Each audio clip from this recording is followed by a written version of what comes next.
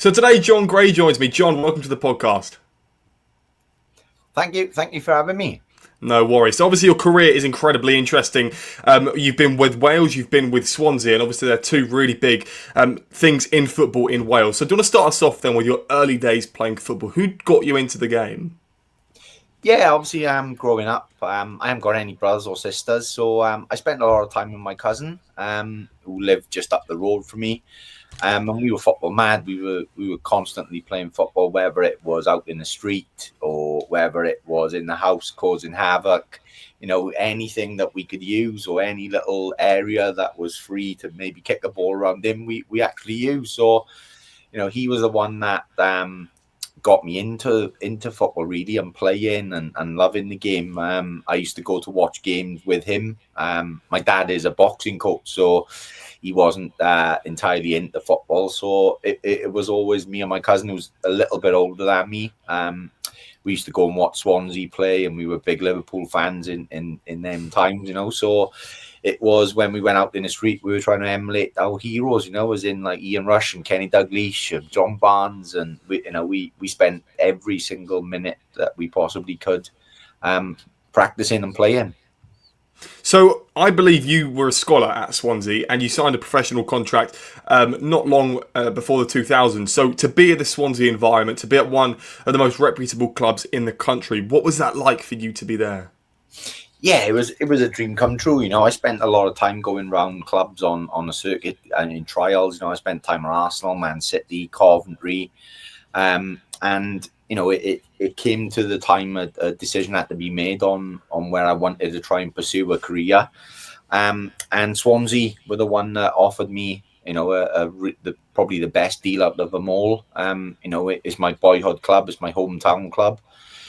Back then it was a little bit different, you know. It was Swansea had a big sort of not following, but you know, they played in Division 1 under John Toshak. They had that big rise from the 4th division to the 1st division. They were probably they'd gone back down and were starting to climb back up again. So yeah, for me it was to be offered the chance to represent my hometown club. You know, it was a dream come true, and you know, to work with some fantastic people at my time there. You know, when I was a scholar, I'm still friends to this day with the other 5 lads who I became scholars with. Some went on to have long careers, some had short careers, but you know, still to this day we still, you know, keep in touch and we meet up a couple of times a year. But you know, I worked under some tremendously good managers there with Frank Burrows at Cardiff, and then you know, my final years there under Jan Molby. But while I was a scholar there, it was sort of through that turbulent time where Swansea went through a number of managers over a certain number of years. So you essentially, the dream to become the professional footballer maybe didn't transpire to the levels that perhaps you wanted to, and you became a coach in Wales again. So I suppose for you to become a coach, what was that like for you to be the lead coach in the Under-18s and then build on from there? Yeah, it was, you know, my career was cut short at 19 with a serious back condition where I was told I would never be able to play professional football because the demands of training daily would leave me in, you know, consistent agony, and the operation was too risky to perform at that point in time. You know, we're talking a long time ago now. Obviously, medicine has moved on. But yeah, it was, I sort of went away and sort of played semi-professional and with my friends for a long time after it. I never really thought about, you know, a coaching career or anything until sort of even that became too much. You know, even playing once a week on a Saturday just became too much for me. And then obviously as you grow older and you start to, you know, you start to have a family and stuff like that, you know, it was spending time shopping with the wife every weekend wasn't great. So it was something that was suggested to me by a couple of people who I've worked with since as well, that maybe you know, I could go in and offer advice to people with regards to coaching and stuff. And that's how it started, really. I went back to the boyhood club that I started playing for when I was 8 or 9, and they were actually just a local park team at the time, a very good one, as I say, and helped manage them. They went into the Welsh pyramid system, and went in right at the very bottom. And in the time I worked there, and helped out and helped a number of unbelievable volunteers there, to be fair. Over the years, we went from the bottom tier of the Welsh pyramid system to getting promoted to the top tier. Just didn't have the criteria to go up to that thing. So that was an unbelievable sort of experience to be able to do that. Coaching senior men, which I was the same age as a lot of them, which was an eye opener on some occasions. But yeah, just through I was working currently then as a postman, and I met a couple of people who played for Swansea at the time over the years in the post office.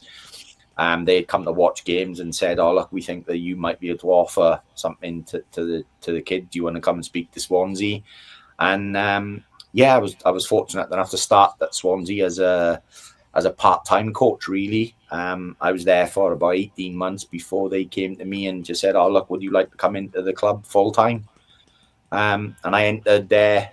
I can't remember exactly what year it was, but I entered Swansea as a full-time coach, looking after the under-15 team first. And then, over all the years that I was there, I fulfilled a number of roles at Swansea, looking after all different age groups and, gaining an experience of coaching and learning what development actually means. So yeah, it was a fantastic time and opportunity to get to go and work at Swansea. And obviously, Wales were in the World Cup in the one in Qatar, I believe. So a lot of the players that you possibly would have worked with represented Wales along the way, or have been reputable Welsh names throughout the time. Yeah, I think there's currently 9 or 10 actual players that came through the system at the time when I was working at Swansea, who were currently in the national squad with Craig. But that's down to a lot of people at Swansea. Some fantastic people that's worked there over the years, and you can never take credit for one person developing all these people. It's such a people develop at different times, and yeah, it's a real proud history that Swansea have to put in players actually into the Wales first team, and especially around this current time. We had fantastic staff and fantastic setup at Swansea when all these players were coming through the system, and we were able to help and guide them and give them advice and teach them all different things on and off the pitch, and how to be the best person they possibly can be. And they've all gone on and done tremendously well, and are all in the squad at the minute. Hoping to get Wales back to the World Cup, the next World Cup in the States. So you left Swansea in around March 2023, then joined Wales. So what was your initial thoughts to leaving Swansea, but then also to join Wales? What did you expect going into it? Like I said, I'd been at Swansea. I'd been at Swansea for the best part of 12 to 14 years. Probably fulfilled every role there. With regard to in the academy, I'd been the under-23s manager, the under-18s manager. 16s, I'd done the head of coaching. I became the academy manager, and it almost, it was like I say, it was not only a dream come true to play for Swansea, and be involved at the club, but it was a dream come true to be able to work there every day. And so it was something that was, I loved it. It was brilliant, but I think at the time when I left, I just needed to do something different. Doing the same thing. I wanted to test myself. I wanted to see if I was able to compete at international level. I'd been to a couple of camps as a part-time coach, where I was able to help and assist other people. And actually, it was a real challenge. It was something that, in development football, it's all about, allowing players to make mistakes. And it's not all about winning. It's about teaching the players the game, and it is with regards in the Wales age groups as well, but it becomes a lot more tactical work. And into the job that I went into, it became about winning, and 3 points. So I just wanted to try something different. I'd spent a lot of time, like you say, and loved every minute of the time I spent at Swansea, in them years with the development. But I just felt at that time it was, I needed that change, and to keep myself fresh and keep learning and looking at different things. I just felt that was the right time for me to step away from Swansea and go and look at some other and pursue something else. So you obviously joining the team at Wales as like the assistant coach, and to really help them push on in the Nations League and to possibly qualify for a major tournament. But essentially behind the scenes, what was going on when you were qualifying for these things? Because in 2024, you took interim control of the job. Yeah, I went in there first of all. I don't just do, my role at Wales is not just the assistant women's manager. I've assisted with the boys teams, and I've worked there with the boys teams ever since. So I've never come away from men's or boys football. I also worked in coach education with the FAW, looking after candidates on the A license and helping out with pro license candidates and stuff. So yeah, it was my original job was to go in and become Gemma Grainger's assistant, first full time assistant within the women's national team. Gemma was the first full time coach in the role, so it was something that we had just qualified to go back up to Nations League, or we'd been placed into Nations League A. So yeah, it was something that was I really, after having met Gemma and spoke to her, it was something that I was really excited about. And we got in there. Listen, it was really tough. Obviously, the women's game in Wales was a little bit behind some of the big super guns in Europe. It's catching up really quickly, and long may that continue. But yeah, it was something we tested ourselves, and then just in Christmas in 24. Just after, I had a phone call off Gemma saying that she'd been approached to move to a different nation, and things just changed overnight. It was, Gemma accepted the job we now know as Norway, and rightly so, fantastic person, fantastic manager, going obviously looking to try and better herself into a powerhouse in women's football over the years. And yeah, I was fortunate enough that we had a camp in February against Ireland, and the FAW asked me to take interim charge of the team for that camp, which I did. Loved it. It was a fantastic occasion. Went into the game and just, I was able to do whatever really I wanted to. The FAW were great with regards to, you can do whatever you want with the team. We had a great week. And the week was finished off with a fantastic performance out in Ireland, where we played particularly well, and probably one of the best performances, certainly since I've been there working with Wales, we saw on that evening. And you were there and you called up, I believe, 5 uncapped players before. So you made big changes to the squad that no one's ever seen before, right? So now you were in that position to make those sorts of shots. Why did you want to call those 5 players up? Because perhaps another manager would have not called, and would have called up experienced players to try and cement their job. Yeah, what I will say is I'm a huge believer in development football. And like I say, my background is from development football, and I've worked there for a number of years. And the one thing I've learned in all them years is the young players will never let you down. They'll always give you 150% effort and commitment, and they'll run through a brick wall for you. Will they make mistakes? Of course they will. But them young players are Wales' future. So it's not just about like cementing my place. I'm looking at, or I was looking at the time, probably a squad that, a lot of players were in the second half of their career where they might come to an end in 5 to 10 years.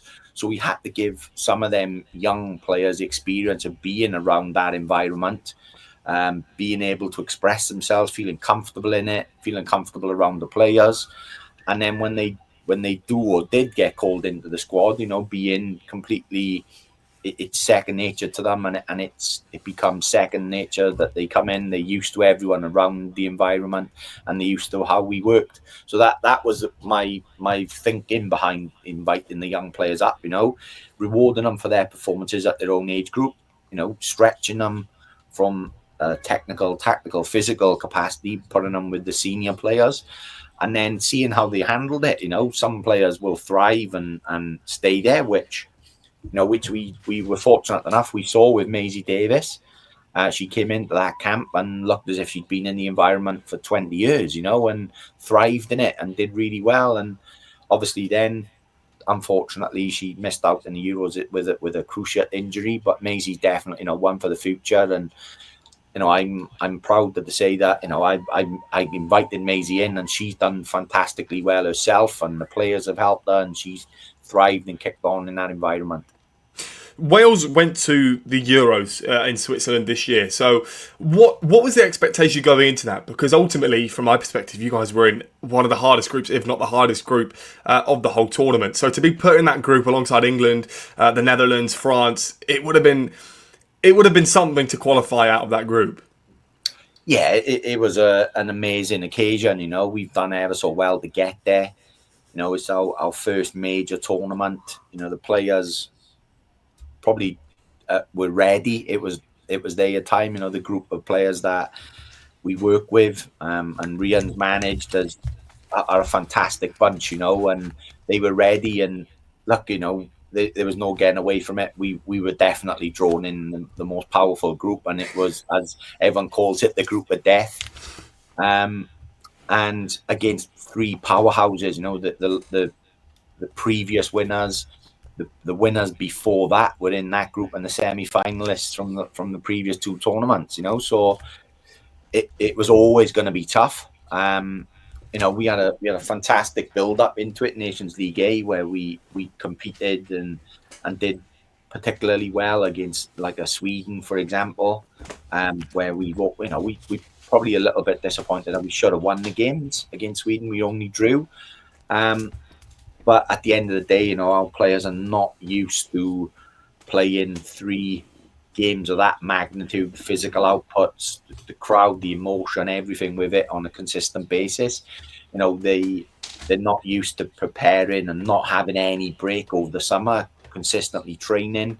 And, as a staff, we found it hard as well because, it was new for us all. It was something brand new for every member of staff, from the kit player right through to myself as assistant and Rian as the manager, and the players. Every single one of them was their first major tournament they'd been to. So, it was definitely a learning curve that we've had. We were disappointed in how we probably performed in the three games. Definitely, everyone made mistakes, from players to staff, everything, and we've sat down and debriefed that tournament, and we now know what we have to do and where we have to go moving forward.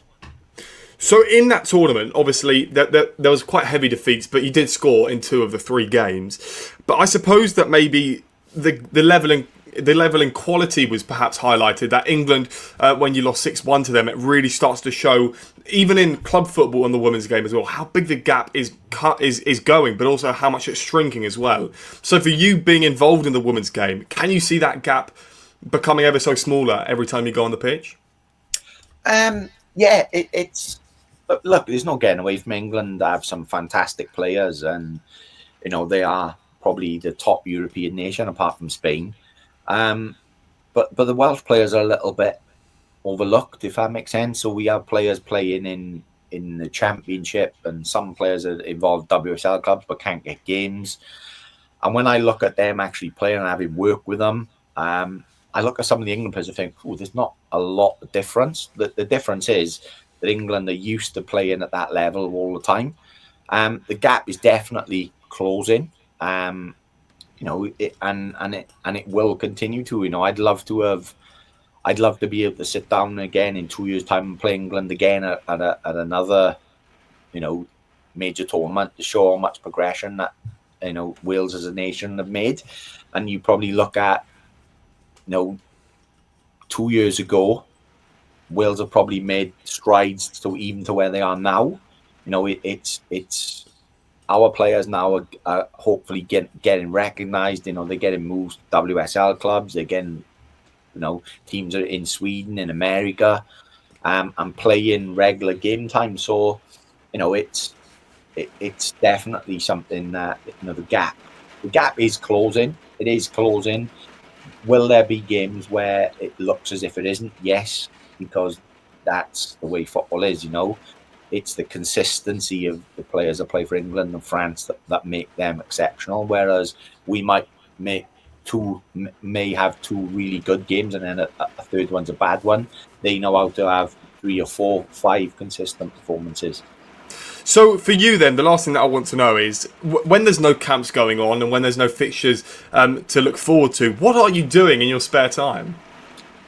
With my wife suffering, painting, or no, it's we're always doing stuff, especially with the role I undertake. So, when the women's camp's not on, I'm looking at the boys' camps. When the boys' camps are not on, I'm out watching women's games. I'm doing coach ed weekly, where I look after candidates and I'm speaking to them. So it's not, I don't go home from a women's camp and then stay in bed till the next one. It's always doing something. Fortunately now we've just come back from a long spell away when we were in Nations League A, last round of games, and then straight into the Euros. It was the best part of 6 weeks away out of 8.